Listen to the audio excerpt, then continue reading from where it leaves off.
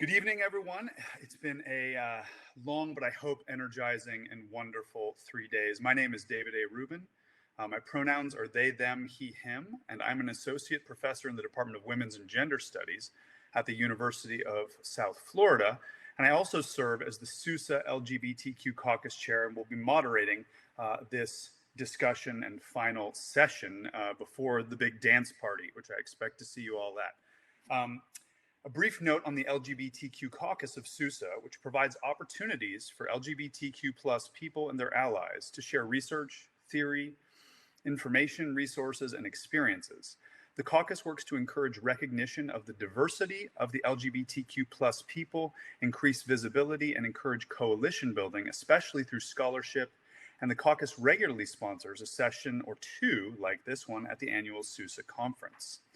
Under that charge, it is my great honor and privilege to welcome you here today for this special Author Meets Readers session on Dr. Hill Malatino's new book, Trans Care, published on June 26, 2020 by University of Minnesota Press.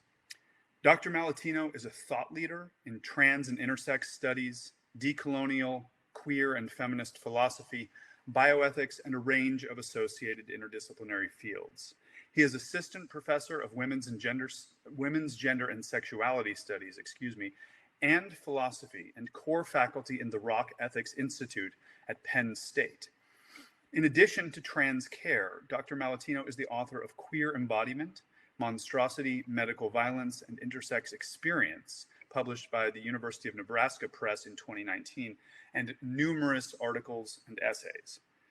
He is currently writing a book on transition and negative affect, or in his words, put differently, being trans and feeling bad. In addition, as many of you know, and I hope we can all have a virtual cheers here, Dr. Malatino is the incoming president-elect of SEWSA. Our featured speakers in this Author Meets Readers session are Jen Jack Giesking, an urban cultural geographer, feminist and queer theorist, and environmental psychologist. They are engaged in research on co-productions of space and identity in digital, urban, and rural environments. Dr. Giesking is assistant professor of geography at the University of Kentucky. His first monograph, A Queer New York, Geographies of Lesbians, Dykes, and Queers, 1983 to 2008, was published by NYU Press in 2020, and I can't recommend it enough. It is a historical geography of contemporary lesbian queer society and economies in New York City.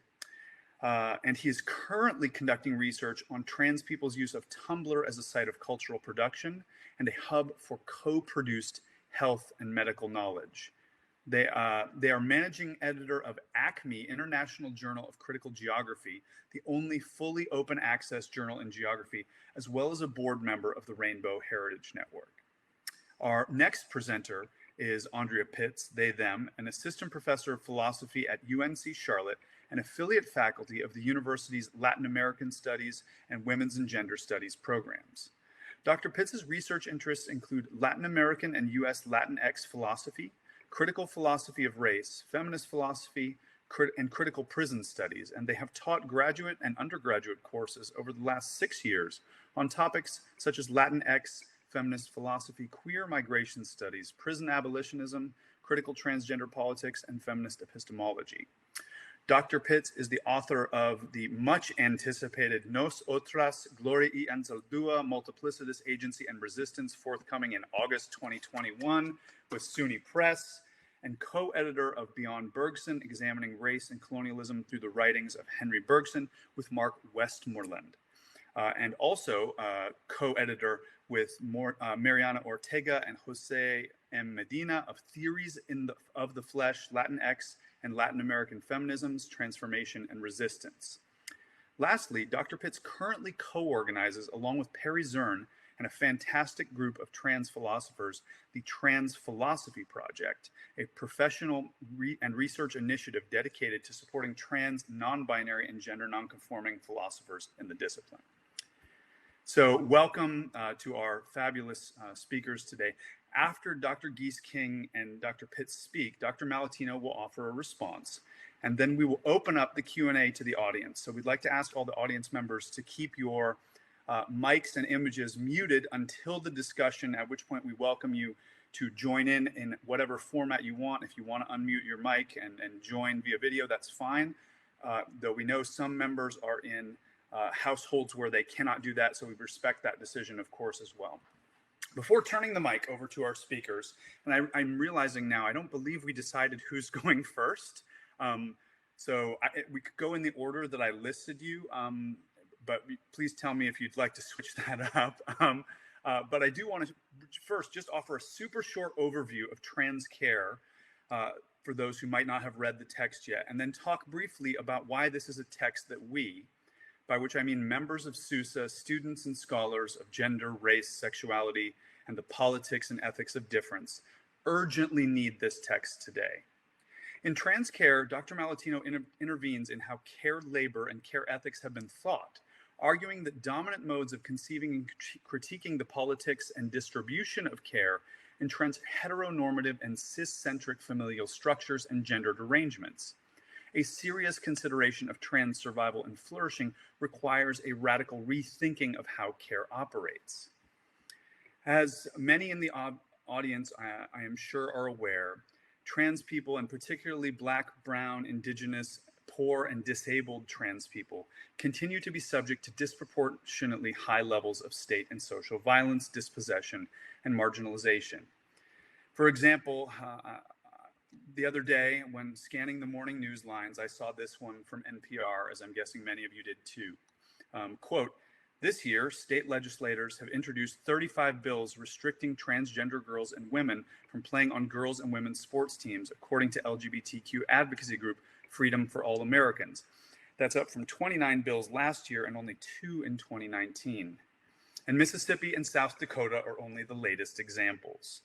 These bills challenge us to critique the ways in which what passes for care within cis-normative familial and gendered arrangements transacts anti-trans violence as part of a larger effort to negate the possibility of trans childhoods, trans livelihoods, to borrow from Jules Gill Peterson's important work. The consequences are literally deadly, as we know, especially but not only for trans, intersex, and gender nonconforming kids. In interdisciplinary and deeply moving analyses of how trans care webs are woven, come apart, and how they can be rewoven and enhanced, Dr. Malatino offers the following shift of perspective. Quote, "When we shift our attention from the brutal fact of death to the injustice that gives rise to trans arts of survival, we are forced to grapple with questions of complicity and care. What could have been done differently? In what ways have we been actively contributing to the unlivability of multiply marginalized trans lives? What ethos, what practice of living otherwise might enable more liberatory forms of trans existence? What practices of care might ensure trans flourishing? What are the barriers we currently encounter as we attempt such care praxis? How do we destroy or surpass them?" End quote. Let me just say, I love these questions, and they hit hard. Trans care pursues these questions via chapters on surviving trans antagonism, moving beyond burnout and also negotiating burnout, theorizing trans care, rethinking the category of and the histories we tell about transcestors, and an exploration of trans care within and against the medical industrial complex. In all these ways, trans care challenges the hetero and cisnormative frames of the colonial modern gender system, to cite one of Dr. Malatino's mentors, the much missed and late Maria Lugones. In all these ways, Dr. Malatino's trans care offers a dynamic set of theories, reading practices, archival interventions, and inventive techniques of resistance for thinking and practicing care differently and anew. Please join me in giving a very warm welcome to Dr. Gieseking, Dr. Pitts, and Dr. Malatino.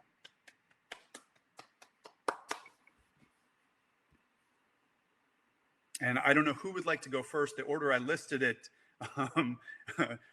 had you first. Okay, awesome. I'm so honored and excited to be here. This is just one of the best books ever. I keep buying it for people. I have my stack. I'll show everyone later.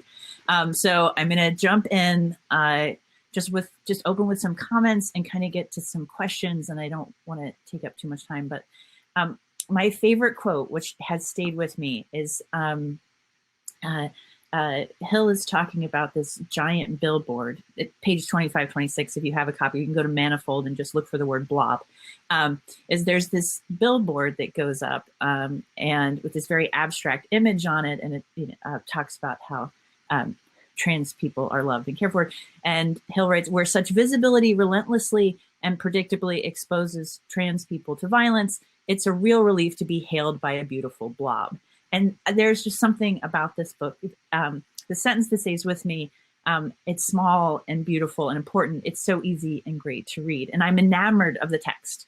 I kept thinking of what word to pick, and I've never done an author meets reader, actually, first of all, but I've never done one of these and said I was enamored because I also felt, as Hill put it, hailed in the complexity of my need. And it might be something in the portability of the small back pocket text. I also realize I have the trans mass privilege of having a pocket. It's brimming with beautiful ideas and connections and the promise that you are connected to so many others like you or yet can be. And maybe it's also the honest tone, the boldness, the surety of the authorial voice, and also the curiosity and the openness, which makes room for what and who is as yet unknown. And there's also a desire for something more for trans people, to no longer be claimed to be defined out of existence, which is a horrible headline from the New York Times, and all of the possibilities therein. So I want to give you a heads up that as a geographer, my comments are particularly specific to the social production of trans space and time that trans care offers us, but which they say the book, in my reading, draws on these notions of publics and privates in a ways that recreate assumptions, but also intervenes more so in so many beautiful ways. And I am enthused and critical always of the ways that publics are defined and privates, all puns intended. I'm obsessed with privates. I want to write a book about them, are deployed and how they require a kind of future space that Malatino wants us to enter or contend with. I also feel like I should kind of out myself or in myself that even though I've been collecting data on Trans Tumblr for over 7 years, oh my gosh, and I've given about 24 talks about that work, mostly about the ethics of even using the data and the inability to do so. I have published one article in Trans Studies, actually, with the, and the majority of my work is situated in queer and feminist theory. So I thank you for inviting me to this. And I realize I'm formally arriving in trans studies, both after trans studies and before trans studies, drawing on those great articles, a spatio-temporality rarity. So I'm quite chuffed. So I think the first question I wanted to ask was, I wanted to hear, I'll start with the space question. So as a cultural geographer, I just adore space and time. And there's a lot about trans time, and all queer theorists can't stop talking about trans time, but I also want to think about trans space. And I think when we talk about queer space, it's where queer bodies are for any amount of time, or there's a historical preservation element to it. But I think trans space is something different, and that's really exciting to me. And I'm particularly interested in what you allude to as a trans space time of our goals, that both focus on the everyday, banal, and mundane, and also the haunting of our trans archival specters. And the book, if you don't know, has this lovely thread through it about publics that we want to insert ourselves into. So I'm wondering, what are these publics? What do they look like? And also, how do we want to change the publics that we have? I would love to hear more, and you should know in geography and across the board, private space is something that's much less written about. I think it's because publics got really popular in a moment when the 9/11 happened and we lost all privacy. So privacy is what we've been contending with. So hearing about private space is not something we talk about this with. Something that always stuck out to me too is George Chauncey's As a Gay in New York. He writes that for gay men in the 1890s and 1930s, privacy could only be had in public. When it comes to lesbians and queers in New York at the turn of this most recent century, I had a feeling that privacy could only be had in private. But I wonder for trans people, if privacy is had by the public, how is privacy had? How do we revolt against this? And what do you see about private and public? How should they be thought of? How do we even reconceptualize them? Because I think you have really cool ideas about that. My second question was thinking about how race and heritage are shaped in the book. You mentioned again a lot of things against whiteness, how whiteness closes down spaces in relation to class. And I wanted to hear so much more about how race works and how the development of trans care is intentionally attending to that, and how still must do to change policies and structures. And I think I have way too many notes. But I guess the thing that I was most interested, I didn't even hear about the Freedom for All Foundation. So that's perfect setup for this question. So there's a definite moment with the nonprofit industrial complex that really hits off in the mid-90s that something I found in my work is the 80s surge of AIDS organizations made way for what got sucked into this philanthropic movement and the end of the welfare state. And I think, in a way, this is part of my next book, is I think I'm going to be arguing that maybe there wouldn't be a lot of LGBTQ, even what we think of as welfare or philanthropy, without that kind of shift at that moment. It was like the do-gooder kind of thing to do, and it was outside of the state, so it could be done. And I'm wondering about, how we, what our relationship, what you see trans care's relationship should be to nonprofits, if at all. Like recently, I don't know if anyone else noticed, but the Trevor Project has adopted an AI to train I can put the link in there, to train their staff about how to best handle calls from trans suicidal youth.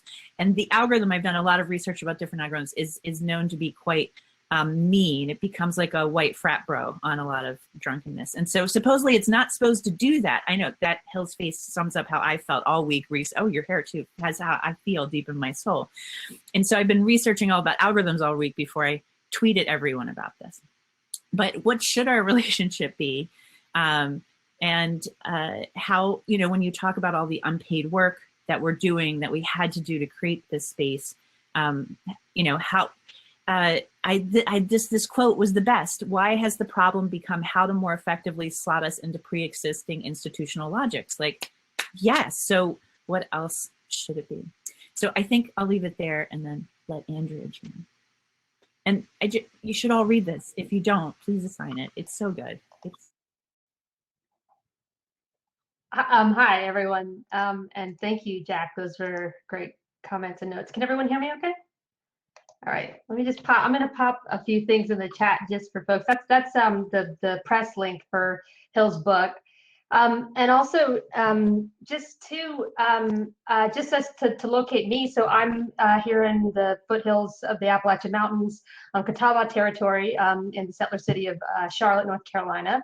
And I have a much longer land acknowledgement that I'll put in the chat, but I actually want to highlight here, just kind of echoing, I think, something that Hill brings up as well, which is the in the book about the kind of like informal webs of care that happen through social media and through crowdsourcing and fundraising among care webs. And so actually, just very recently, so Charlotte is also home to some really fantastic and amazing Black trans organizers in the city. And just last night, Ash Williams, who some folks may know, was arrested by Charlotte-Mecklenburg Police Department.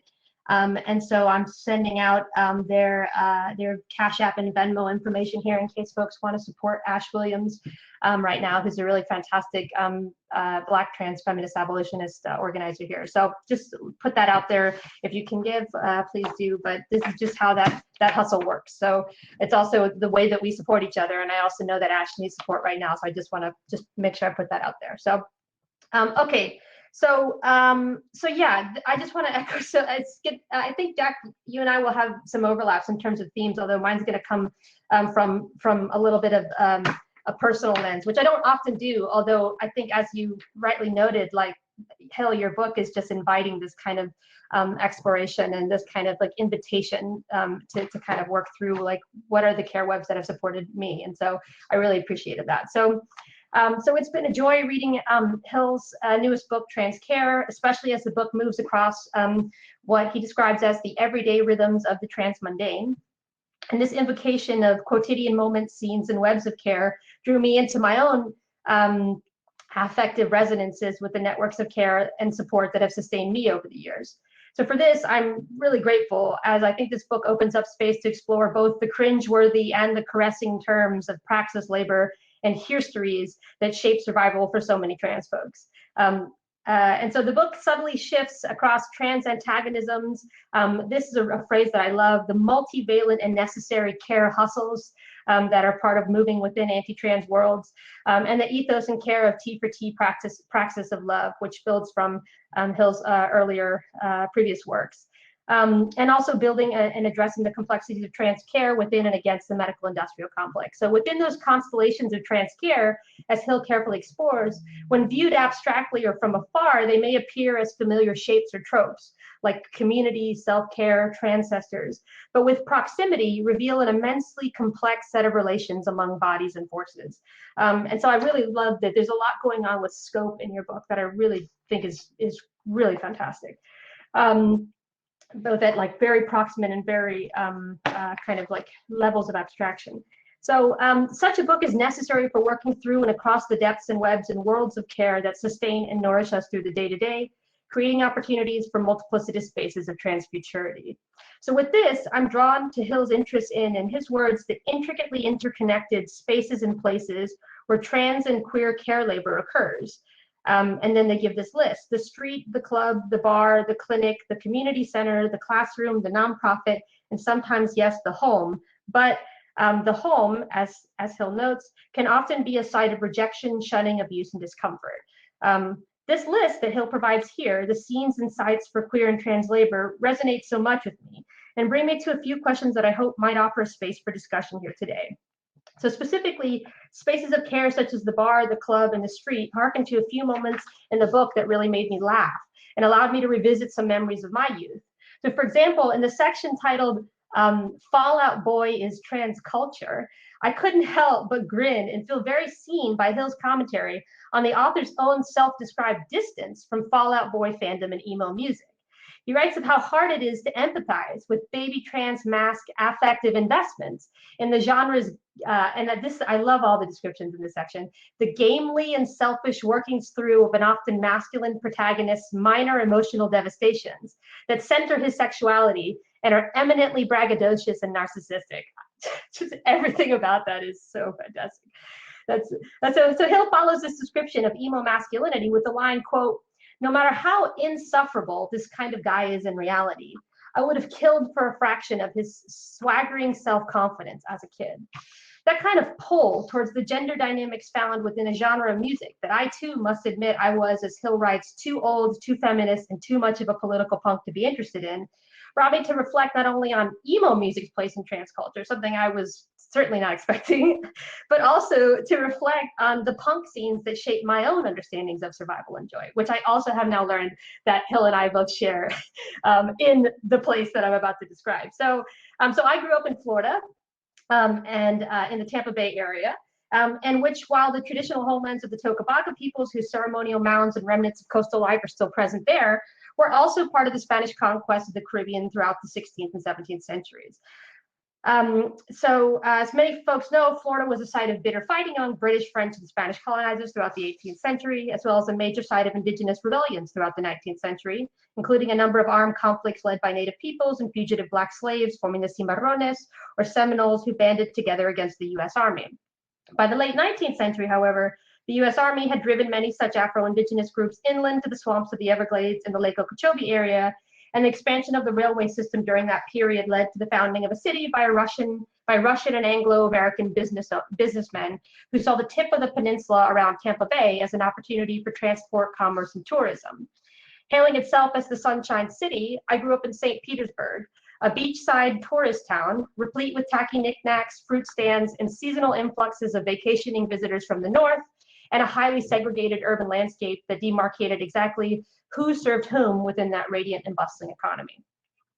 So anchoring itself within the colonial and segregated currents of the state, Florida has also been an enclave for a number of white supremacist groups, including the Ku Klux Klan forming there during the 1860s, and in my adolescent and teenage years of the 1990s, groups of skinheads and neo-Nazis were growing and forming alliances across the state.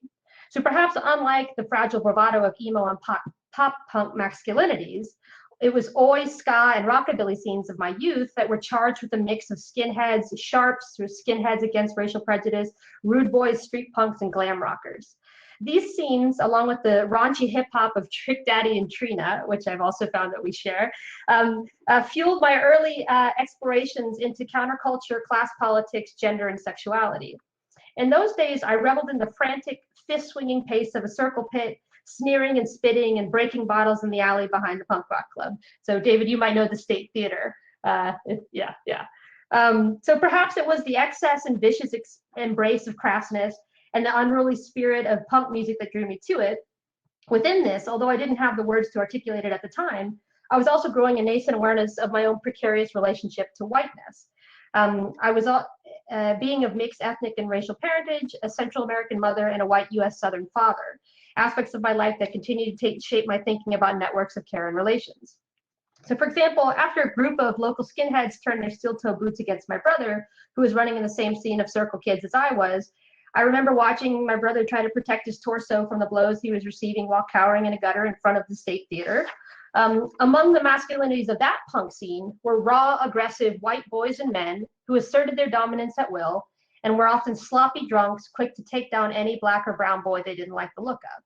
So while I too would have loved to have the bravado and swaggering self-confidence that Hill also suggests and writes of regarding emo masculinities, I knew then and I know now that the white masculinities around me were thoroughly racialized, or the masculinities in general were thoroughly racialized, and involved in these cases the control of public space and the ability to permit or prohibit who was able to enjoy themselves in whose company and who was expendable to ridicule, taunting, or assault at random. So my first general questions for Hill have to do with how to theorize trans care in terms of racialized gendered norms and histories, and racialized affective investments in gender, including investments in white masculinity. Such questions include how those investments and norms circulate through punk music, which I think there's so much room to do this. The racialized and gendered scenes of punk music, I think, might also offer this space for thinking about care webs as well. So, for example, I remember screaming, "Oh, bondage up yours," delighting in polystyrene's shrill embrace, and I couldn't do it here, but polystyrene's shrill embrace of cacophony and X-ray specs, and trying my hardest to form a band that could recreate that sound and energy. I identified with the snidness and rage of X-ray specs, and now I understand that part of that affective investment in polystyrene in particular was based in terms of kind of racialized gender relations or gendered race relations. So that is, music and sound studies scholar Jana Brown describes polystyrene, aka Marianne Joan Elliott, as the daughter of a Somali father and a white English mother, who gave a high-pitched, driving dystopian critique of capitalist consumption and sexist violence in the punk scenes of the late 1970s and thereafter. So Brown focuses on the function of anger within polystyrene's musical performance and her performance, lyrics, and interviews, noting that while many people consider, quote, the notion that anger is inherently about the transgression of a moral code, Brown argues that when it comes to racialized women, morals and their violation are historically inapplicable, end quote. So Brown argues that racialized women, quote, may be familiar with the public consensus of a moral terrain, but instead of anger at its trespass, they may feel angry at its voracious contradictions, its predictability and unpredictability, its spectacle and its banality. Anger might be thought of as the act of recognizing ethical claims to selfhood, rather than as the demand that a moral code fulfill its promise, a promise never made to racialized women, end quote. This resonates a lot with me. As an ethnically and racially mixed kid born of a brown migrant family who likewise often existed outside many of the gendered terms of the dominant moral terrain, in fact, the spectacle and banality of white moral codes for femininity were also things that I felt particularly distanced from as a kid, for better or for worse. As far as I could tell, no one cared about my mother's or my chastity, purity, or honor. And that left for me a youth of dwelling in licentiousness, crudeness, and play in terms of gender and sexuality, something for which today I'm still quite grateful. So Brown describes anger in response to such moral terrain as likewise coming from complex relations to pain and play among communities of color. She writes, quote, we hear polystyrene's anger as intellectually engaged shouts. And indeed, she always considered herself more of an observer, not a suffering artist writing from tortured experiences. Styrene states, I was playing with words and ideas, having a laugh about it, end quote. That Styrene was able to have a laugh may help us think in yet another way the complex nature of anger is not always contingent on pain, but also on play. So Brown's views about the whiteness of many dominant moral landscapes, the POC relations to pain and play, likewise directs my thinking about networks of care. That is, while I was experimenting with punk scenes and developing a social world among the white, black, and brown kids who also found their homes there, I was also participating in social spaces with my family of origin. In particular, in my mother's many apartments, rented bedrooms, trailers, and sometimes shelters, I was learning about what I have only now come to name as the gaps of the nonprofit industrial complex and the power of mutual aid. So while always imperfect, I grew up in relation to people who were always building networks with other migrants and poor folks, and still do so today. I remember carrying food to the neighbor's house, or giving rides to someone who needed one, or sitting quietly in my mom's AA sponsor's living room while they shared a cup of coffee and talked about the importance of staying sober. Such networks of care were explicitly informed by race and ethnicity. So my mother, a Panamanian-born bilingual woman raised in Miami, acquiring citizenship when she was 19, and she was always watching someone else's kids, teaching someone English who wanted to learn, navigating sliding scale clinics and food stamps, and constantly making plans for the future. Given the networks of care and support that sustained her and us, as a teenager, for example, I was often put in that awkward scenario where two kids are put in a room and told to help each other practice their language. So while our parents laughed in the kitchen, immersed in their own worlds, myself and another awkward young person would be tasked to help the other person practice their English or Spanish. Rarely it worked, and often we found something else to get into, rather than any kind of faux educational lesson. But it was an attempt to make up for the lack of bilingual education in our schools and the many Anglo-dominant spaces that we all had to traverse. These networks of survival certainly feel something like the multivalent and necessary care hustles that Hills describes in the book. Yet it wasn't being trans that sutured these worlds together. Rather, these were and are migrant survival networks. Help filling out forms or talking to a child's teacher who doesn't speak Spanish, hiding another's children when immigration and customs enforcement is doing a raid, or insisting at the DMV that the paperwork in front of you proves that the person next to you is a citizen, despite what the doubtful stares are coming from behind the desk from the clerk. So these are the care hustles that inform my praxis about documentation for trans folks, housing insecurity, and the insufficiencies of educational institutions and nonprofits. It's also solidarity in the face of wrongdoing. I think that this is a kind of care praxis. Like when I was shamefully awaiting punishment after getting into a fight with a bully, my mom apologizing profusely over the phone to the white girl's mother, and then pausing and abruptly shifting her tone and saying, "You people? What do you mean, you people?" That kind of connection and insistence that although my action had caused another harm, its wrongness was not to be blamed on our status as brown or poor or whatever unruly image the girl's mother had of our family.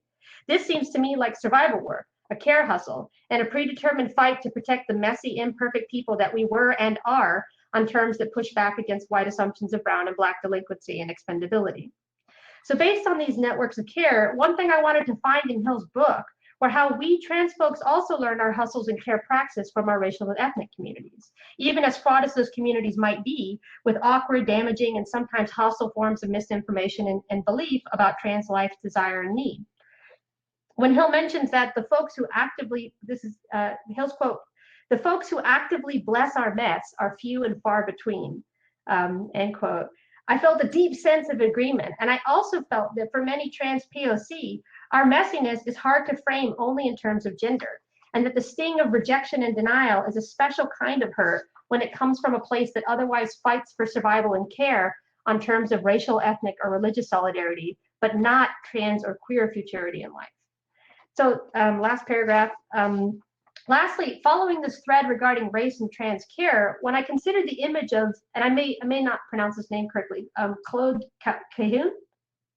The image of Claude Cahun's photograph, "I'm in training, don't kiss me," and Hill's reading of the photograph as rendering, quote, "Cahun a kind of universally fungible object." This is a quote from Hill's book.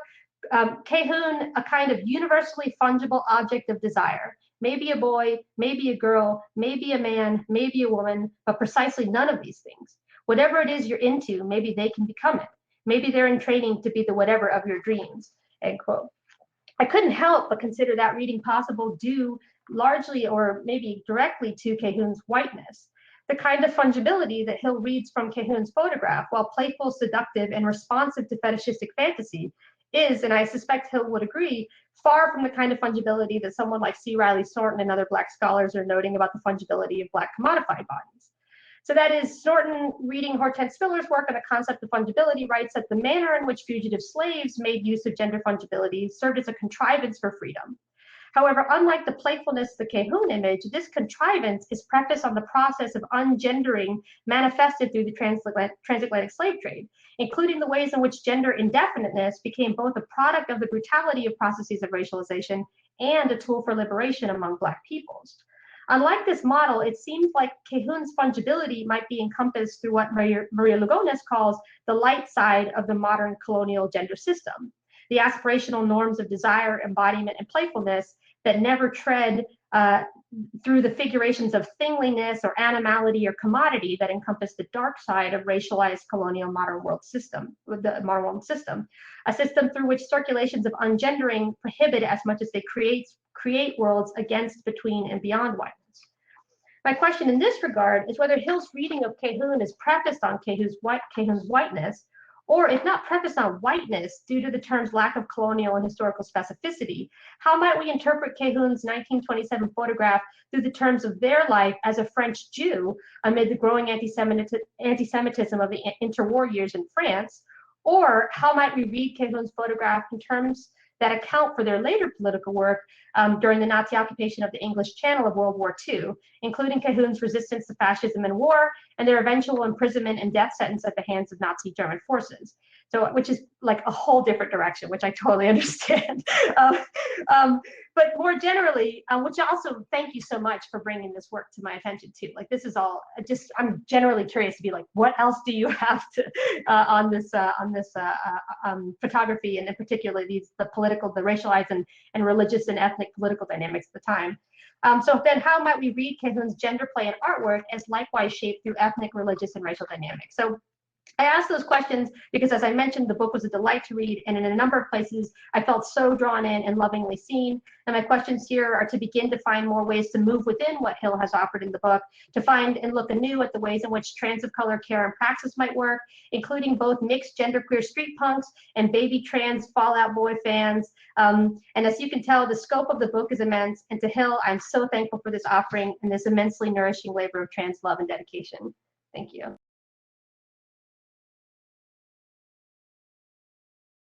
Yeah, thank you so much. And David too. I mean, it's like a dream having all three of you here talking about this work and talking in such beautiful and generous and critical ways about the work. And also, I just want to note at the outset, right, the book is simultaneously really broad in scope, but also really little. I don't know if everybody knows how short it is. It's like 72 pages. So there's a lot. In some ways, the book just raised a million questions that I feel like I need to write more and more about. So it's sort of not deliberately unfinished, but there's no possible way some of these threads could be followed through adequately in the space of the book. So I'm really thankful to have the space to talk through some of those threads in a little more depth, and to have like really brilliant and critical interlocutors that I appreciate as humans and as thinkers so much. So that said, I took too many pages of notes, I think, similar to Jack. I didn't wrangle my thoughts in a gorgeous way, in the same way that Andrea did.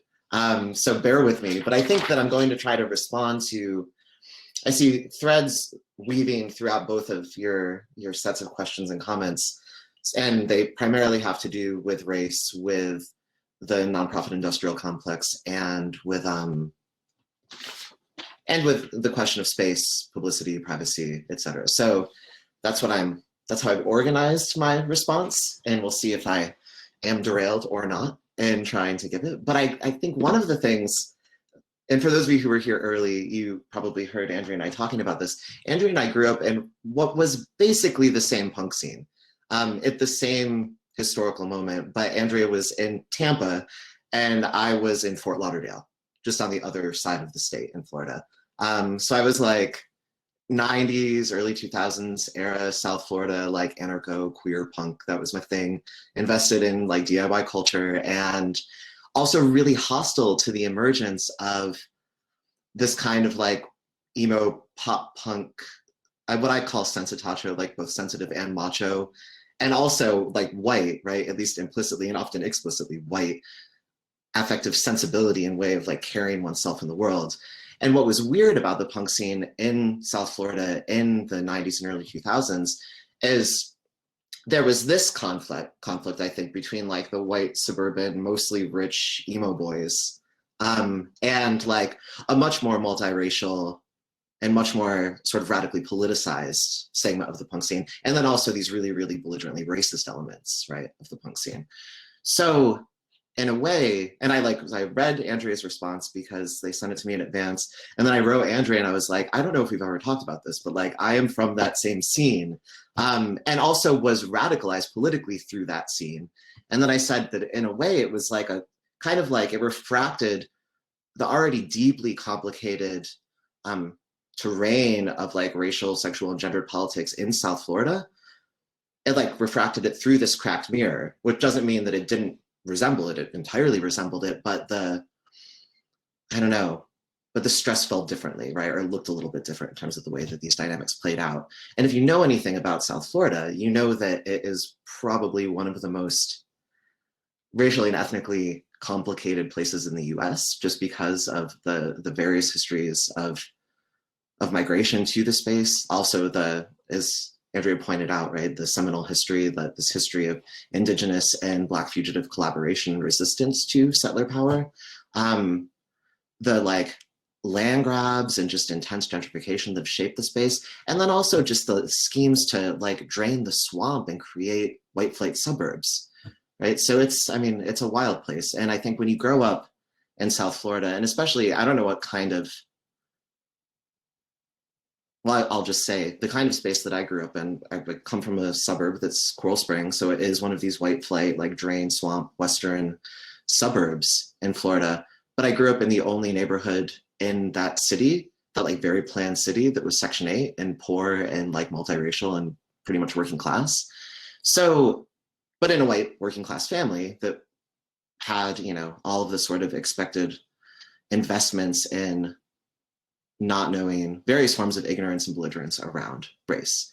So I mention all of that just to situate sort of where I'm coming from when I think about questions of race and when I think about questions of coalitional politics. And one of the first things you have to admit to yourself if you don't want to reproduce the cycles of racism in that kind of context, the kind of context that I grew up in, is basically that you have to admit that you know very, very little about the complexities of the racial dynamics that surround you. In large part because there was so much horizontal hostility between and amongst different migrant communities in South Florida. So there's this moment of like real epistemic humility that you go through as a young person, not trying to reproduce racial hierarchies and racist investments. And for me, that's like a lifelong, that became a lifelong commitment. So I'm very much, I'm like trained in feminist philosophy. I am a feminist philosopher. I'm invested in standpoint epistemology, but standpoint epistemology gets really complicated when you're trans, I think, because your locus of enunciation, your standpoint transitions along with you. So I think some of these questions that sort of emerge in both your commentary, Andrea, and your commentary, Jack, really have to do with like me attempting to grapple with, or really not sufficiently grappling with, the specter of white masculinity. And that's something that I'm thinking a lot about. And also, right, I currently am in this moment where I'm like a year or so into hormonal transition, which is complicated for me because because I'm intersex, I've had many other moments of hormonal transition, but this is the most like dude bro I've ever been in terms of the way that I signify. And it means that all of a sudden in the world, I'm no longer like this like white queer androgynous figure. I am like a white middle-aged guy. And that's new, right? And it's not necessarily anything that I had a huge investment in becoming, but obviously it's something that I've become. So that's complicated. And I could ramble about that for a long time, but I want to just take a step back. I mentioned all that to situate myself and how I'm thinking about this. And also, because like I agree with Charles Mills in his work on ignorance and on the structural production of ignorance, I'm also invested in this idea that all white folks, have deep incentives in knowing the world wrongly. So I mentioned that just to say that includes me. And it's something that I'm sort of vigilant about, but it also means that I tend both not to position myself as an expert on questions of race, but I also don't particularly trust white folks who do that, just full stop, for these reasons, because of my investment and standpoint, and because of the way that I don't know, I'm constantly trying to grapple with questions of like structural forms of ignorance. So that are inculcated in me and in all white folks. So that said, I can certainly talk about whiteness and the way that whiteness circulates both in trans webs of care, trans communities, but also really in the scene that I grew up in, because I think that was where I learned really important lessons about whiteness. And I understood myself in that moment of time where I was being sort of politicized, right? Where I was first encountering radical politics. Like, it sounds silly to say now, but I think that I first learned about apartheid like through, like in a real way, through a special song. Like, that was how I was introduced to it. I first began thinking about like feminist body politics because I listened to Crass's Shaved Women Collaborators, right? So this was like the beginning of a political education for me. And it was also a scene that, although it was multiracial, it was hegemonically white. And there were lots of, in some ways, like white guys play acting at forms of political radicalism that either did or didn't stick, or were more so or less so earnest. And it was in this moment, right, where I began to think about what it would mean to emulate certain forms of white masculinity. And probably, right, where I began to desire to be read as masculine in specific ways that rhymed or resonated with these white guys around me. So because of that, I was very critical of this ascendancy of like emo masculinity, because these were all of the worst kinds of white guys in that scene. And I think that, you know, you see that in when I write about Fall Out Boy is like specifically trans mass culture. You see that animus that animates that. And it's not like I wasn't just being sort of jokey or like Fall Out Boy is so terrible, I just like real punk. Like, that's not the investment. The investment was really, and I thank you for sort of calling me to clarify this, both for myself and right for the small group of folks that are listening. It really was about its investment in a particular form of bourgeois whiteness. And the way that it sort of uncritically reproduced the norms of bourgeois whiteness and the moral investments that undergird that, while positioning, like these guys did that while positioning themselves as super empathetic and super sensitive and like really good listeners and good guys. And I was just like, I call bullshit on this. I hate this. And so that was a deep disidentification for me, because I was like, if I am going to be a white guy one day, right, if I do have this like desire to transition that I'm barely admitting to myself, I certainly don't want to be that kind of white guy. But part of what it means to like desire more trans kids in the world, to desire more trans people in the world, is to accept that there are some young trans masks that do desire that, and that it's not like my place to adjudicate the legitimacy of that desire. And all I could ever really hope to do as some kind of trans elder is to like gently steer them away from that over the course of many years, you know, and try, because it's work. And it is a form of care work. And it is a form of care work that I think it's incumbent upon, like, you know, not entirely racially idiotic older white trans masks to do. So that's part of what was animating that section in the book. And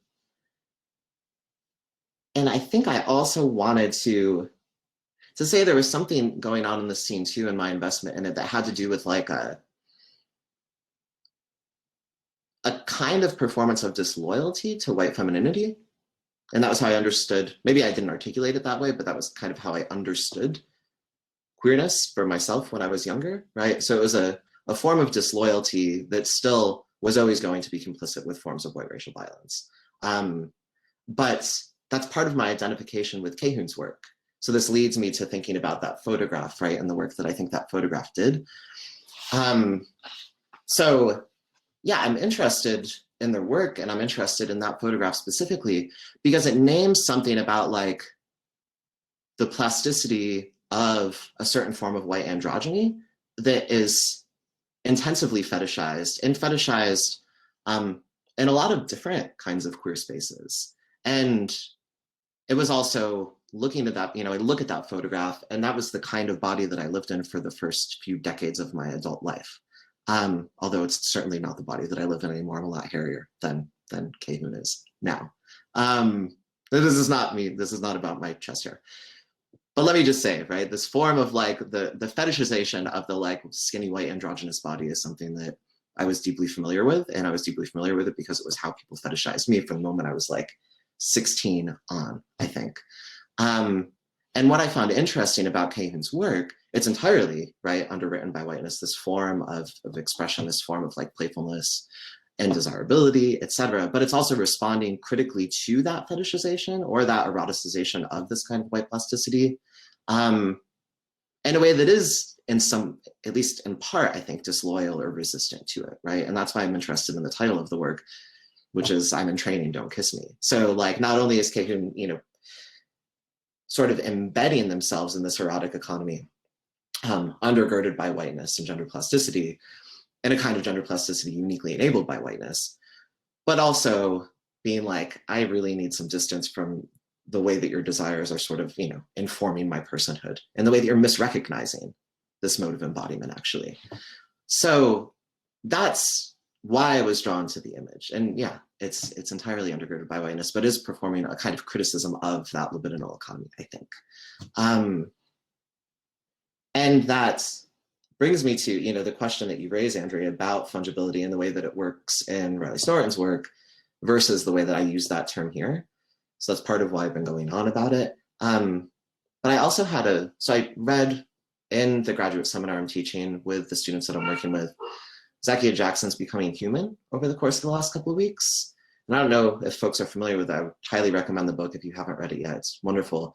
But one of Jackson's key arguments in that book, in dialogue with Jules Gill-Peterson and also with Kyla Schuler in their writing on plasticity and impressibility, is that Blackness is not just fungible, right? In the way that Riley Snorton via Spillers talks about Blackness, but also Blackness and anti-Blackness is undergirded by a very different kind of plasticity. So Jackson charts the way that in like white colonial settler imaginaries, Blackness can be variously subhuman, superhuman, and non-human, depending, right, in the same historical moments, just sort of, depending on the political work that people want these particular epistemologies of race to do. And that certainly is, there's a certain kind of plasticity to that, because how could Blackness be both sub, super, and non-human at the same time? But it's certainly not the kind of plasticity that somebody like Gill-Peterson talks about when she's talking about basically like how the transition of white subjects is understood. So for those of you who aren't familiar with Gill-Peterson's work and Histories of the Transgender Child, in some articles that appear before and after Histories of the Transgender Child, she basically says, and Riley says this too in his work, but basically that the sort of imaginary of medical transsexuality in the mid-20th century extending through the beginning of the 21st is undergirded by like this romantic investment in the plasticity of the white body, right? So when you see figures like Christine Jorgensen appear in the media in the middle of the 20th century, and you see hers, mostly celebrated, although sometimes, of course, derided. Part of what makes her a celebrated and sort of paradigmatic transsexual figure is the wondrous plasticity of her body, right? Her ability to become this like paragon of white bourgeois femininity. And that's a very different kind of plasticity than the one that Jackson outlines. So the students I work with and I were talking a lot about these two different conceptions of plasticity and how one was underwritten by the fungibility that is sort of endemic to anti-Blackness, and how the other one is also underwritten by that fungibility, but that's what secures its sort of like miraculous powers of becoming in the case of white transsexual bodies. So I was thinking a lot about that. I'm not sure if I'm answering anything, but I'm just, these are like, this is where my thoughts led when I was trying to begin to frame up a response to this. Yeah. Okay. So that, and we're getting close to time and I've got like a few more things I want to say. So I'm going to speed through it really quickly and then, like to hopefully we have a lot of time for questions and comments.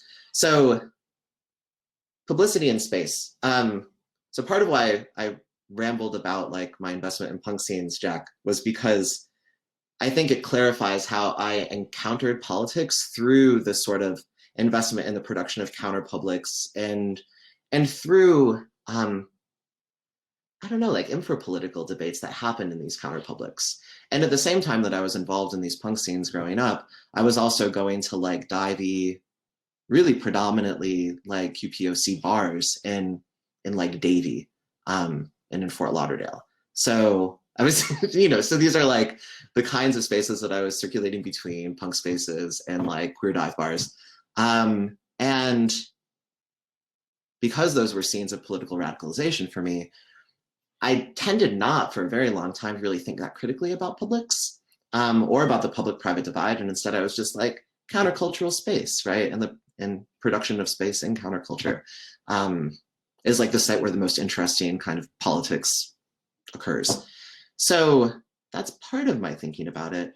But the other, at some point in graduate school, I had to read Habermas's The Structural Transformation of the Public Sphere, which is a brutal fucking book. I mean, if you have had to read it, you know. But I was also really, and what stuck with me about that book was the way that he really carefully charts the evisceration of the public sphere with the ascendancy of neoliberalism. And then he talks about like the floodlit privacy of his term for it is the intimasphere, but like intimate space, which only, as you point out, Jack, intensifies post 9/11. It really only ever seems to intensify. So what does that mean, right, for trans publics, or the possibility of trans publics? Well, at the same time, we see how the regulation of public spaces, even as they're increasingly eviscerated, the regulation of them happens in brutally transphobic, transmisogynistic, and racist ways. So I think the most obvious example of this is like the way the bathroom bills aim to protect sort of the fragility of like white women in public space. And it's predicated on a moral system that is the same moral system that undergirds the way Talia May Betcher talks about privates, right? Specifically genitals, and the way that like discussions of genitals are framed as indecent in public space. So when they're directed at trans folks, there's this whole violation of moral structure that occurs. But then, okay, so we have bathroom bills, the regulation of bathrooms as a kind of commons or as a kind of public space, one of the few that's left to us, in the way that that's underwritten by transphobic and racist modes of surveillance. And then the roots of that I find really interesting. So Christopher Chitty's, who's deceased, but had a book published posthumously called Sexual Hegemony that I'm also teaching in this grad seminar this semester. Christopher Chitty has this really interesting account of the invention of enclosed urinals in London in the 1800s. So I think for a trans person who's interested in bathroom politics in space, this is a fascinating history. And he writes about it as basically a way of stopping cultures of public male sex, because they were an affront to bourgeois white women were increasingly entering into the public sphere, and these spaces of male casual sexual hookups needed to be regulated. So the urinal became the cruising site, right, that we have come to know it as, in order to protect the same sort of bourgeois white moral sensibility that we see bathroom bills, right, ushered in to do today. So I was like, okay. So this is all floating around when I'm thinking about transness in relationship to publics.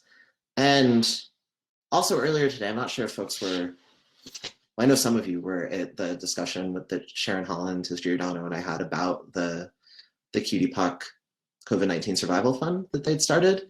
And Sharon Holland was talking about Samuel Delaney's work, and the porn theaters in Times Square is spaces of interclass, intercultural, multiracial, intergenerational sexual contact, and more than sexual contact as well, right? And Delaney understands the shuttering of the porn theaters in Times Square is sort of the end of a real demos in the space of New York, right? On account of gentrification. So all of that's floating around as I'm thinking about transness in relationship to publics. And now it's, you know, it's like where I think much of the, you know, there are digital spaces that are kind of agoras, right, for trans folks now, but those are all subject, and you know way more about this than I do, Jack, because of the work that you do, but those are subject to forms of such intense like data mining and regulation that it's very hard to even begin to do rigorous work about the kinds of knowledge production that exist in those spaces without running headlong into all sorts of ethical violations.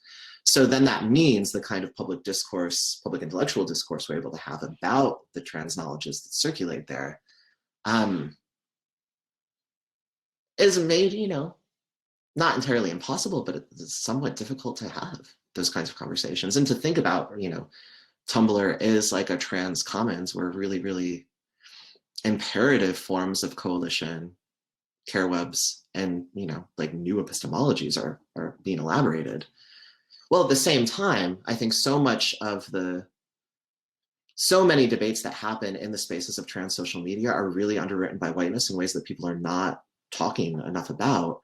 So I think like the whole trans medicalist versus trans trender thing, that debate is like, I mean, who cares? And I shouldn't be so incendiary about it, but like to have a debate about who's really a transsexual and who's not, and to have a debate about whether or not the medical apparatus in a diagnosis is necessary to your realness as a trans person is totally underwritten by this sort of like thoughtless and deracinated understanding of how the medical industrial complex actually works. So, right. But nobody talks. I haven't seen people talk too much about whiteness in relationship to this debate, even as we see trans medicalists versus trans trender get like recycled over and over again as an animating debate within trans communities or an animating trans and political debate. So there's that. And then I guess this, you know, the last thing I want to talk just a little bit about is the flourishing of the trans nonprofit industrial complex. And in the book, I write a lot about the work of Rupert Raj, who is basically doing entirely unremunerated care labor to like spread information about medical treatment, but also just to sort of do like grassroots community building work in Canada throughout the late 1970s and sort of through into the contemporary moment. And Raj ended up sort of becoming absorbed by a nonprofit industrial complex after such a thing existed, after doing the legwork to make that trans nonprofit system possible. And then finally, at some point, becoming paid by that nonprofit system, although poorly. So, yeah. So I write a lot about Raj, but it led me to think about the trans nonprofit industrial complex, and also about the way that these like legacy LGBT organizations have scrambled to do trans work in the aftermath of like, you know, marriage equality, etc. And the amount of times that like the president of the HRC has issued a public apology, and different presidents of the HRC have issued different public apologies to trans communities over the course of the last like 6 years, right? It's like every new president of the HRC has to say, oh, sorry, we haven't done good on trans stuff. We're going to try to do better in the future. Yeah, so these legacy LGBT nonprofits are becoming more than sort of marginally teen now in ways that I don't think are particularly helpful, because the people on staff there are not particularly embedded in trans communities and don't really know, right, too much. Well, at the same time, we have the rise of like these venture capital backed trans services now, like transition related services. So some trans folks are getting jobs within this burgeoning trans nonprofit industrial complex. And then some trans folks are being given jobs by like Plume, right? Which is this venture capital backed like hormone subscription service. And the jobs they're getting with an organization like Plume are, at least on paper, is like care coordinators for that venture capital backed thing. On paper are a lot better jobs than the jobs they're getting in the nonprofit industrial complex, which is horrible. It's horrible to think about in terms of like the kinds of care hustles that people do or do not have to engage in to get by, right? If you have an organization like Plume, which is fundamentally, I think, unethical and deeply corrupt, being like, we'll offer you health insurance therapy and like a new computer if you work as a care coordinator for us, where you're barely making minimum wage at a nonprofit job, doing the same kinds of care coordination. It's like, yeah, it's a no-brainer. So at least at the individual level, right? But the political ramifications of it are terrifying. So I'm going to stop rambling there because we only have about 10 minutes left and I want to hear from other folks. But thank you so much. Thank you so much for all of that richness and amazingness, Hill and Andrea and Jack. So let's open it up to questions, thoughts, and comments from our audience. Feel free, as I said, to join in if you can via audio and video. If you can't, that's okay. I don't feel the need to call on people here in this space. Just go ahead and jump in, please. And if not, I'll read your comments from the comments section.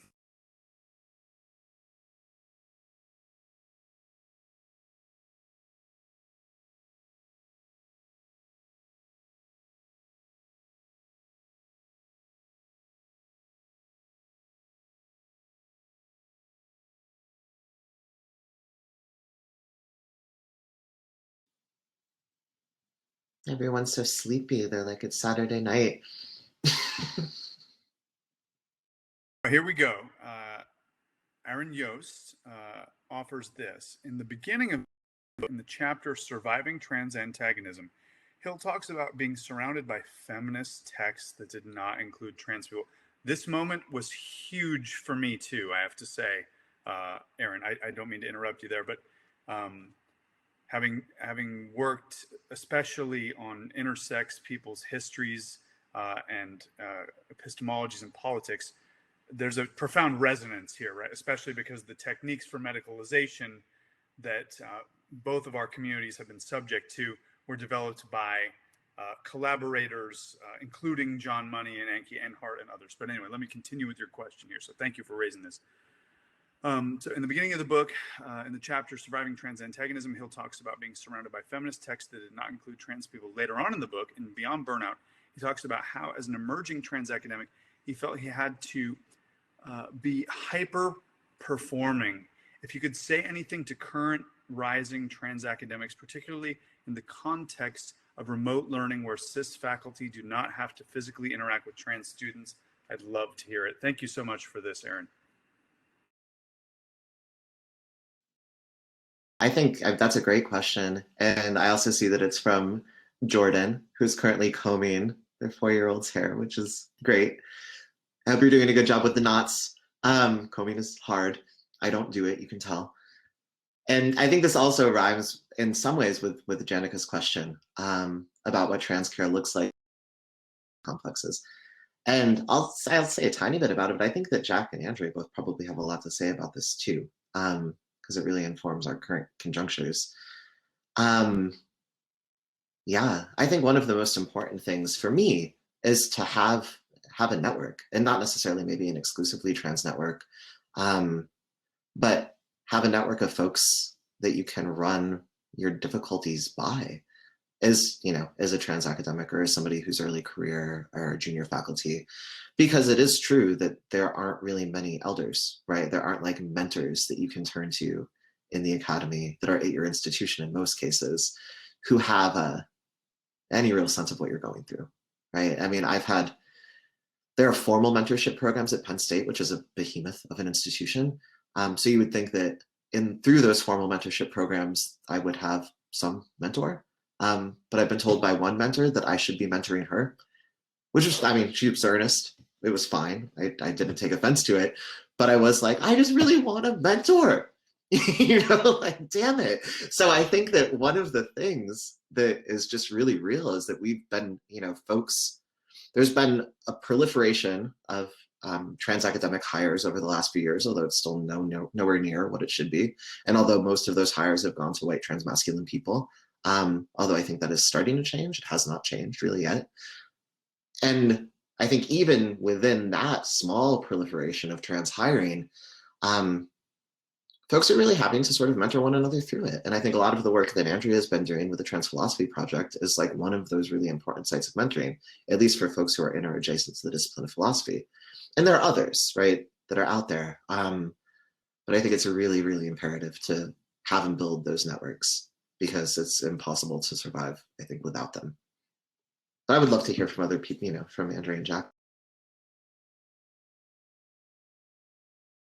I was just thinking, like, for me, it's often been about, it's kind of, I mean, this really boils down to me finding other Latinx folks. So it'd be like, it's often been finding queer Latinx community rather than, I mean, yeah, because like I don't have, I'm not sure whether there are any other, you know, out trans faculty at my institution that I could connect with. There's trans staff and we work together, and we have, you know, we've got a number of different, like, there's all kinds of projects within the academic industrial complex, because it's also that the kinds of contracts and you know, the administrative systems and everything else is kind of like now moderating even things like gender markers is so, it's dispersed across so many different sites that, like, you know, for example, I work with mostly cis folks on like trying to like add like more than a binary gender marker option in like some of the enrollment and admission stuff. So like that, and that's like such a, it's like a micro struggle that's like not really, it's not like the kind of face-to-face care that feels like this, like, you know, really rewarding type of mentorship or even something fulfilling that kind of gives that kind of engagement. But it's really like for the lack of trans folks that are there, that it's kind of just how me and other, you know, folks try to get the work done. And so we work with like well-meaning cis folks who like perhaps have other trans folks in their lives that they love, and they're also doing, you know, that work out of that on their own time, on their own, you know, that kind of thing. So I really think, like, for me, and then at least in philosophy, it's been like mostly trying to connect with other you know, queer and trans POC who are there doing the work. So yeah, I think it's a lot of it is about that kind of those networks. So yeah. Yeah, the network point for me, 100% absolutely, and I think also, you know, I was in when you guys were being punk and hip and cool, I was like a so less is more is also a motto. So I think like looking at us as these role models of how you should, like so many people were, oh, I should, you know, like I'm absurd in the amount I've written. I just had a lot of breakups, and that's how I would fill my time. So don't, you know, talk to us about, you know, how much should I write? What should I write? Who should I talk to? I don't think, you know, the quantity is not where it's at, like really that kind of intentionality. I think that's something that's happened. And I think we're trying to get in geography a trans community going. There are 2 out tenure track trans faculty that we know of in the world in geography. There's a lot of geographers. So, you know, like trying to like, you know, build bigger connections for grad students and connect to other disciplines, and to really that just doing anything, you know, trans forward, really to think broadly about marginalization, and how we're bound to one another in this struggle, and we have to work together. It's just, you know, absolutely useless. So, oh, good, someone just bought Transcare. Good, just keep. I think this is a great moment actually to show you, like, I have like, I'm giving it out as a thank you present to my Web of Care. I actually have 40 copies sitting here. Somebody actually watching right now is getting one, but it's a thank you gift for keeping me alive. But I think also to really critically assess like what kind of healthcare is happening on campus, and to make that visible, and who's doing what, and to not always just resort to the, you know, to like push the institution to do this and to hold the institutions accountable. And we don't actually know who's where or what's happening. And that's like a network we really need to think critically about, and what's happening so unevenly across our institutions. You know, so that's something that I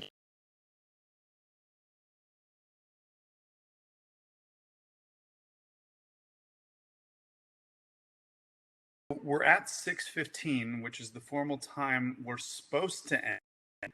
But a couple of y'all know me here, including Hill. I'm all down for breaking rules if our panelists can stay on a minute, and if the platform holds, which supposedly it will, from what I've been hearing around. So would you like to continue the discussion? Because we do have at least 2 new comments. Oh, awesome. Okay. Thank you, Jack. That was, yeah, I appreciate the thumbs up. Somebody recently told me thumbs up has also been appropriated by other movements. And I'm like, really? Because like when you're on Zoom, thumbs up is really, I need some kind of symbol anyway. So, but we'll go into that another time. Okay, so Grant Brewer just bought TransCare, as you said, Jack, and is grateful for the conversation. If you can, I'd love to hear more about trans healthcare within the medical and or nonprofit industrial complexes and its ethics, how we can work around it. As a trans person without insurance, Plume is a very accessible option for me. And yeah, for a number of my students too, I have to say. And I had not considered the implication of this healthcare becoming privatized. So thank you for the insight. So I'd love to hear from actually all the panelists on this if you have thoughts, because this is both super material and really complicated theoretically. I'll just say really quick that, you know, there's tons of good writing about like the history of trans healthcare. I would say immediately I would direct you to Jules Hill Peterson's work, which we've all mentioned, or some of us have mentioned, in Histories of the Transgender Child. I would also direct you to a really classic bit of trans history. Joan Meyerowitz's How Sex Changed, which is kind of old now, but it's one of the best histories of like mid-century trans medicine, you know, through the 90s. So I would direct you there to just get a handle on that history if you're not familiar with it. And then also, like, you know, as far as Plume goes, this is part of what makes Plume and or in companies like it that are venture capital backed so pernicious, because they're fucking predatory, right? So it's like the people who are going to be utilizing Plume are people without blue chip insurance, people without any kind of insurance, people who has a specific set of trans exclusions. So the people who are going to make Plume rich are poor trans people. Period. So I just think it's like, yeah, I mean, I would like to see us do a lot more work to get towards a place of universal single payer healthcare that is trans inclusive. And Plume is not helping us get there. Although, of course, right, if that's the only way or the most accessible way you have to get hormones, you should do it. So like, I wanted to hormonally transition for a very long time, and I couldn't because I worked at conservative Southeastern state institutions that had trans exclusion. And that's real. If Plume had been around, I'm paying out of pocket for this. This is great. So that's my little bit of content. To add to that, I think it's Plume. There's actually a few of them. I've gotten them confused, but I think it's Plume that the creator, is that the one that, what's the one Chelsea Clinton gave money to? Was it Plume? Oh, that's a different one. That's actually not a hormone subscription service. That's just like trans coaching. Oh, that's that bizarre coaching out. Yes. Oh my God. Yeah. It's so absurd. And it's going to make a guidebook. I don't know if you've seen that app. Oh my God, I forget the name of it. But the best thing that was written at this very long article about it, the founder said, well, the point is that you would never use this again, that it would become obsolete is my goal. And I was so impressed that they had the mindset of that. And I don't know, like we are like a niche market, a target market. So if you start to read the articles about this, like that's how we're framed.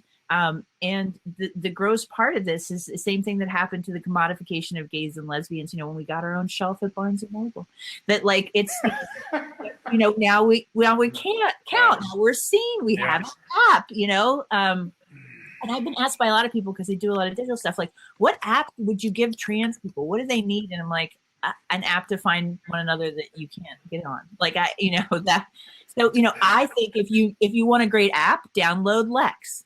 It's you know, it's a wacky sort of personal, text-based, no images, and it's for everyone but cis men. And there's just like, I'm in chronic pain. Would someone talk to me? Will you hold my hand on Animal Crossing? I'm depressed in the pandemic. I'm into leather. Great. It's the full spectrum. And I think that there's that is trans care to me, is like, I just read it for pleasure. And I just want to give a shout out to my favorite post of all time, which is like, I've been in bed with this woman for an hour. She keeps touching my arm. We had a bottle of wine. Could someone tell me if I'm on a date? And so there's like this real kind of earnestness and honesty that's not being commercialized, right? and the founder is like making TikToks about trying to sell the app and pitch this app. But I did just do it. I'm sorry. It's like no, it's good. Thing. It's like a space we can go to that's so weird and lovely. It's based on our backs personal. So I think that there are. So even though even though we're being tracked, even though like if you have a phone near you, it just recorded all of this, right? Even though we're being profiled, even though Google, like you can Google what Google knows about you and see what gender they think you are. They can't figure me out. I'm really honored. I'm like holding on to that. Like there are all these ways that we're being identified. Like algorithms are constantly looking at Facebook to tell what gender we are because they've taken pictures of trans people as the in-between people, right? Like that, like all these things have been based on our lives. We've received no pay for it, no acknowledgement, no recognition. We've been like used and manipulated.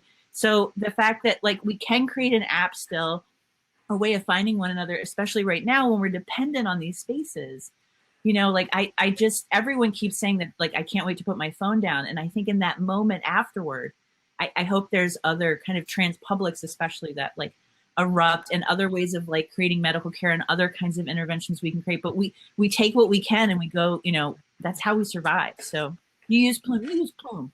Yeah, I'm 100,000,000% for you.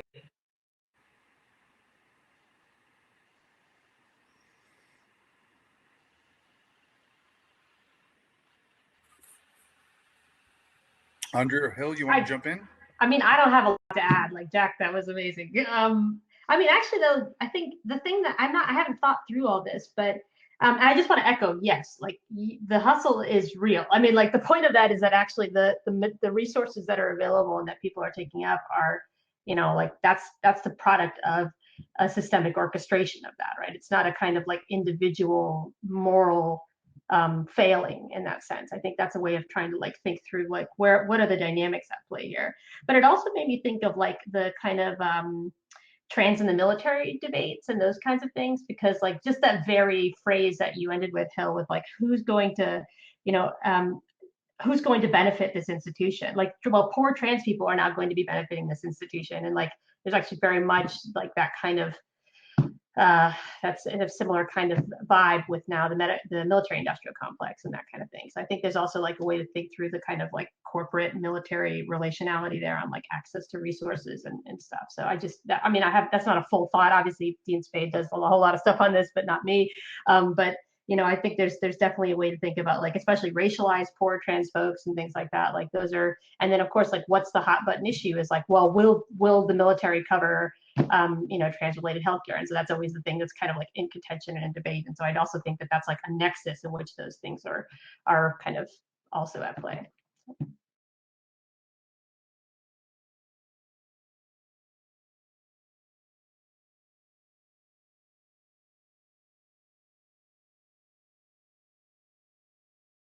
I have a weak question for Hill. Are you gonna write another little book ever? Maybe, because this was such a nice little book. I don't know if this is called the Forerunner series in Minnesota, and all these books are $10, and they have like a tiny word limit, and it just has this great feeling to it. And I was just wondering if you're gonna do something else like this. I mean, this is such a gift, so I don't know if you need to give us another gift like this again, but it was such a gift. So I was just wondering if that is in the future. Yeah, well, I don't know, but I do know that the next two projects, one is the book, I think it's going to be called Side Affects, and I think the subtitle now is Thinking with Transnegativity. So that's the next academic book, which I'm supposed to turn it in on May 1st. We'll see if that happens. I have to write a whole introduction between now and then and have it make sense, so I don't know. It might happen then. But I mean, the plan is for that to actually come out next spring, I believe, be on the spring 2022 roster of Minnesota. And then once that's done, I'm actually like, I am going back to Southern Appalachia for a month this summer and locking myself away and trying to write a novel, or start a novel, not write a novel. And I don't know if that's going to be any damn good. It will probably never see the light of day. It might. We'll see. But a lot of what I loved about actually what Andrea had to say opening And a lot of why I was rambling so much about my youth is because the book is totally like two naughty trans boys growing up in South Florida. That is what it's about. So I've been doing a lot of like personal work mining that, you know, that era of my life to think through the complexity of it. So that's part of why I was rambling so much about that. But those are the next projects, and we'll see after that. Can I ask you a follow-up on the writing of that, like the form, writing the short form? I mean, that's and then also for the series, like just kind of curious just about the writing process for that kind of the model that you offered for the book. Totally. I mean, I would, if you're interested in doing a book with forerunners, I would say like 100% do it. It's probably the most gratifying publication experience you could ever imagine, because I wrote the book. I did a draft of the book over like 4 months in fall of 2019. So I just wrote it kind of like most mornings. I would wake up and write it. And I think I sent it in January, and then it went through review, and the review for the Forerunner series it's peer reviewed, but it's not nearly as time intensive or as slow as a book peer review process because the books are much smaller. So that went super quick, and then the book came out in August. So I basically finished writing it in January, and then it was like in people's hands before August 1st, actually. And I think that's in part why it has the kind of, I don't know, like the momentum that I think the book has. Like most academic writing I've done doesn't have that, because it's, you know, especially the first book is like you're dragging your dissertation for so many years, and you are trying to figure out how to actually wrangle it and make it work and make it make sense and not be horrifying to you. And this book was not at all like that. So it was just really, it was awesome. But it also means that the record that the book leaves is the record of just what was on, you know, my mind over the course of those 4 months. So it's this very particular slice of time and like political preoccupation that feels timely now, I think, but I'm not sure how it's going to feel in 10 years, you know, so it's weird to think about that. But yeah, that was the Forerunner series. And the folks at Minnesota are awesome. Like the editorial team is really, really great. They're politically on point. They like publish so much of my favorite philosophical work in the 80s and 90s and 2000s, and some of my favorite queer theory and trans theory, that being with that press is just like, it's a dream. But if you want to talk more about any of that stuff, Andrea, I'm totally happy to do it off of this space. Ooh, Coral Springs represent. That place is so weird. Are we supposed to start the dance party? Is this how this works, David? I think we're supposed to, y'all. So I was going to say, if you want to continue the discussion, I think we're cool. But some people want to dance, you know, myself included. Yeah. Yeah. Dance party starting. Okay. Well, thank you so much to everyone here and our fabulous presenters, and to Hill for this such generative book that I know we'll be grappling with for a long time to come. Our hearts go out to everybody here, and we're just so grateful. Thanks to all the audience members and for your great questions, and see you at SEWSA next year in Atlanta. Bye, all. This is so awesome. Thank you. Have an excellent rest of your weekend.